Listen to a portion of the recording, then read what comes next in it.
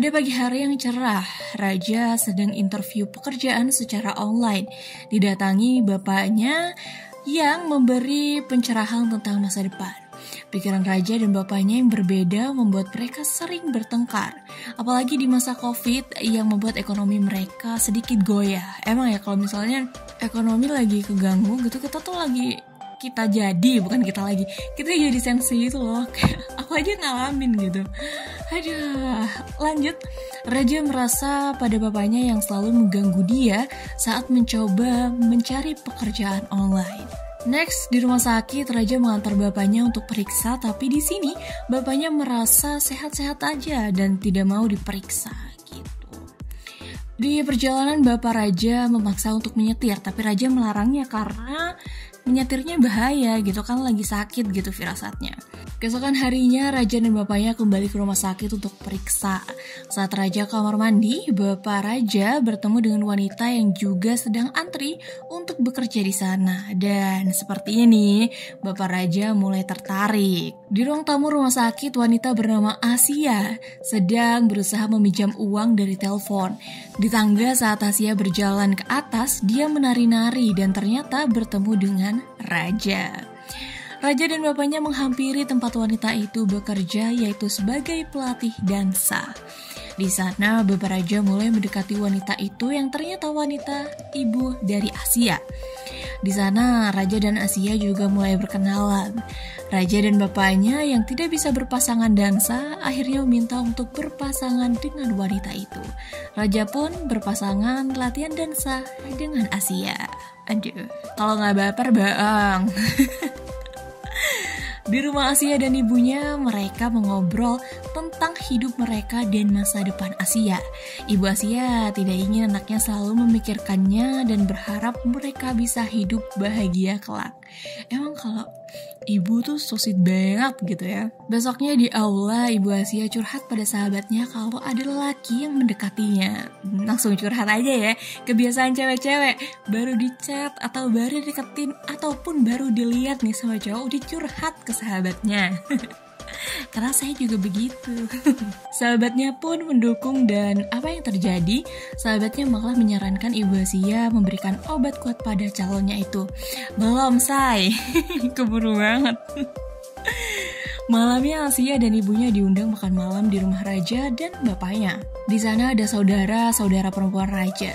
Saudara-saudara perempuan Raja menginterogasi Asia tentang pekerjaan dan aktivitasnya sehari-hari. Saat Asia dan ibunya pulang, Raja mengobrol dengan saudara-saudara perempuannya itu tentang kebahagiaan bapaknya yang menyetujui bapaknya untuk menikah lagi. Hari berganti, Raja mengikuti kelas dance Asia dan mengantar pulang Asia. Di perjalanan Asia dan Raja mengobrol nih dan mencari tahu informasi lebih dalam satu sama lain. Lebih dalam maksudnya gitu. Nadanya gak bagus nah kita, pulang deh. Jadi mereka kayak lagi PDKT gitu, PDKT manja-manja gimana gitu ya. Dan Ibu Asia dan bapaknya Raja makin hari makin akrab juga. Begitupun dengan Asia dan Raja ya. Jadi ini bingung nih gimana nih. Mereka selalu berlatih dance bersama dan menghabiskan waktu bersama yang membuat mereka percaya satu sama lain. Pada malam hari, Asia belajar mobil dengan Raja. Mereka makin dekat dan tanpa disadari, mereka mulai suka satu sama lain. Padahal, orang tua mereka akan segera menikah. Hampir saja malam itu Raja dan Asia ciuman. Untung aja nih ada orang yang menegurnya gitu. Nggak boleh zina di sini deh gitu. Nggak gitu ya.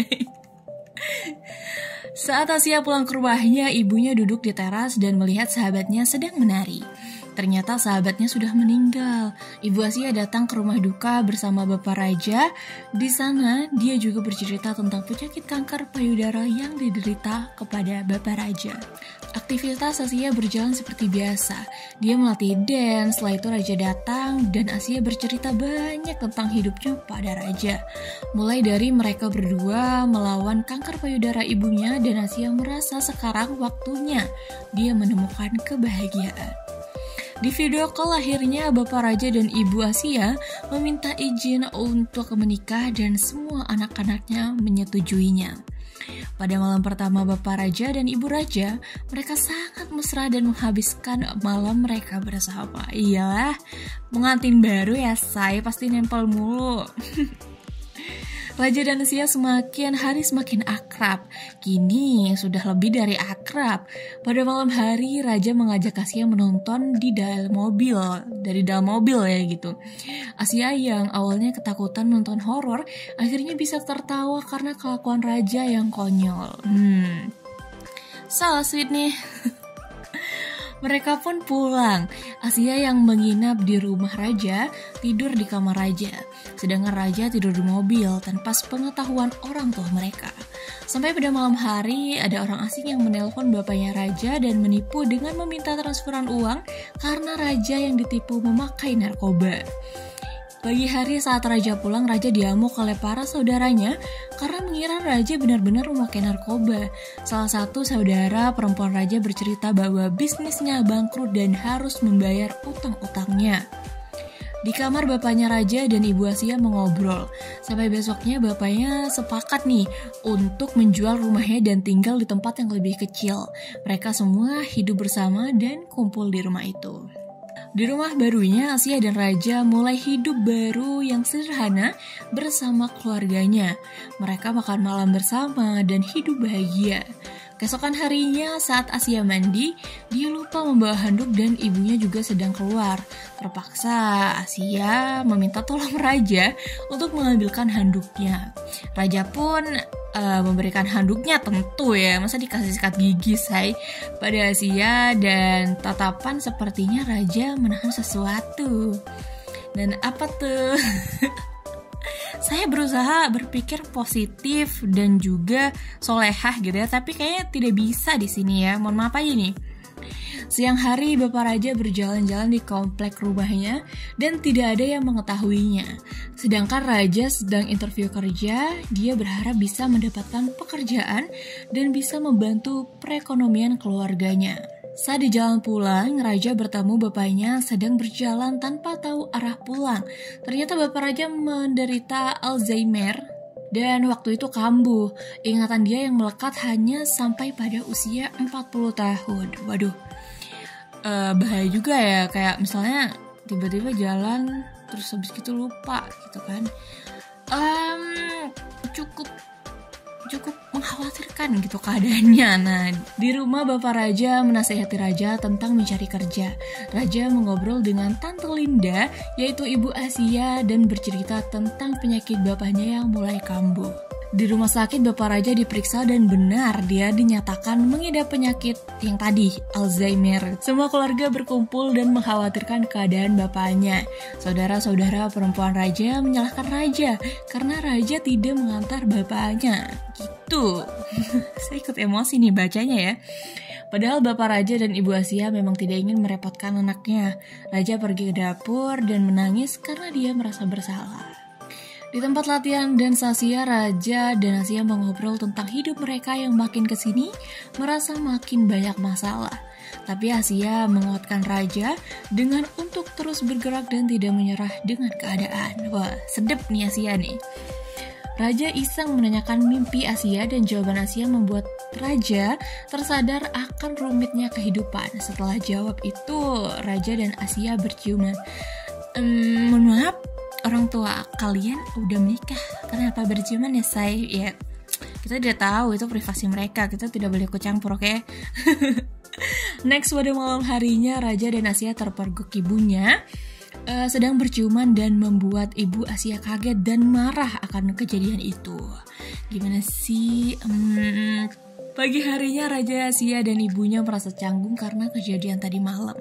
Di mobil saat perjalanan, Asia dan Raja berencana untuk menyelesaikan masalah ini dengan mengobrol bersama Ibu Asia. Keesokannya Asia mengajak ibunya ke kamarnya dan di situ sudah ada Raja. Ibu Asia marah dan menganggap semua seperti tidak ada apa-apa. Raja menjelaskan kejadian itu dan Ibu Raja menangis dan sedih karena kejadian itu. Raja mengaku kalau dia selama ini cinta sama Asia.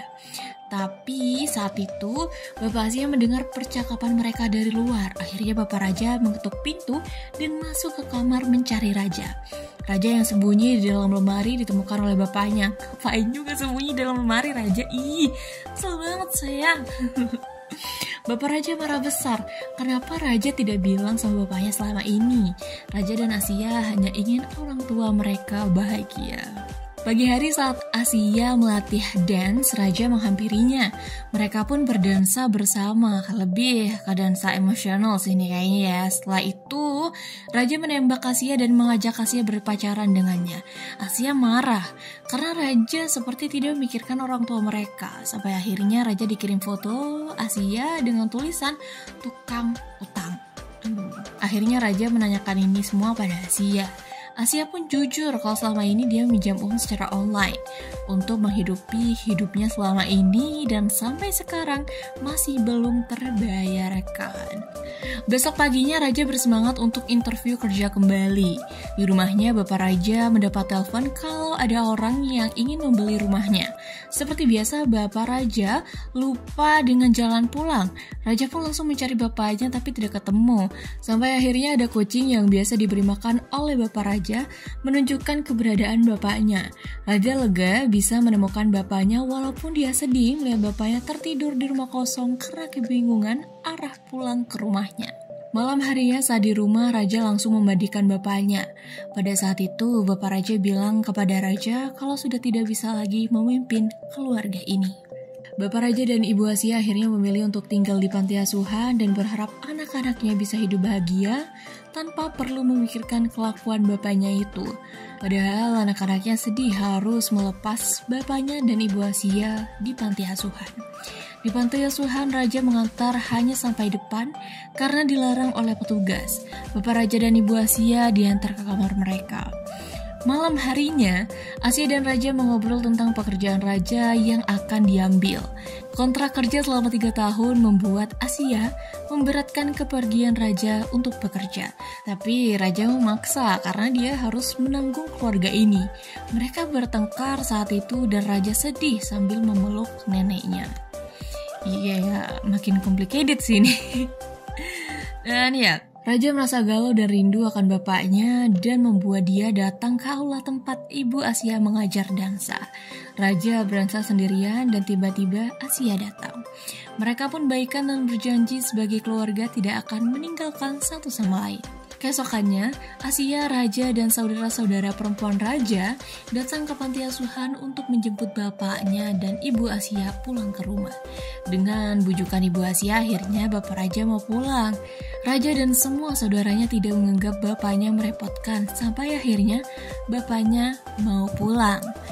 Mereka pun hidup bahagia bersama sebagai keluarga yang utuh, keluarga yang saling melengkapi satu sama lain, dan menjadi keluarga yang harmonis.